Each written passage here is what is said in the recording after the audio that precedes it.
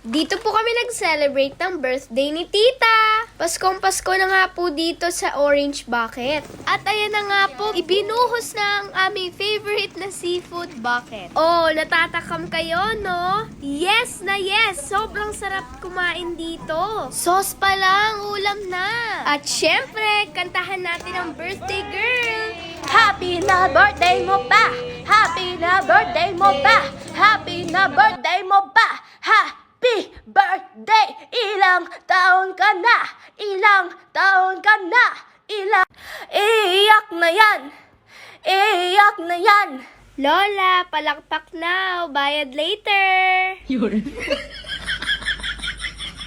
Ang Orange Bucket po ang favorite naming puntahan pag gusto po namin ang seafoods. Dito lang po yan sa Plaridel, Bulacan. Stella, excited ka na naman. Relax ka lang. At ayan po ako natutulog dahil masakit po ang ulo ko sa time na yan. Akala ko kukumutan na ako ni Kuya dahil nakikita niya ako natutulog. Dito pala ilalatag yung seafood bucket. Nilagyan na po si Stella ng apron and gloves para hindi po madumihan yung damit namin or matalsikan. Ito talaga yung pinaka na-enjoy ni Stella habang kinakabitan siya ng outfit niya. Then, ang birthday girl, ready na rin.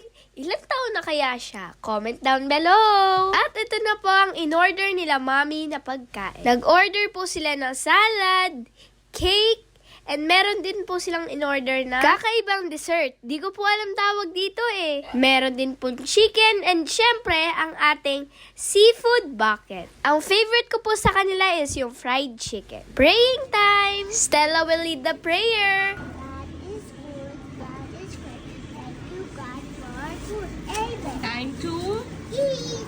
Mami Josie, kain ng kain. Baka mamaya high blood din ka. Uminom na po ba kayo ng maintenance nyo?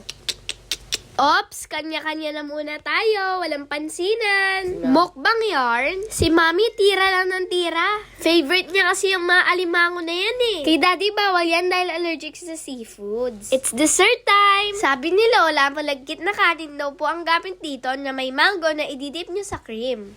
It's taste test time! Masarap po ba, Lola? It's yummy! Ako, next! Ate G, ano? Sarap agad? Today, it's Tita's birthday. So, Ano yung mga cup na kinain natin? Josie are here. Hey, what are you doing? And this is Mommy. Bye-bye. See you in my next video. Good luck.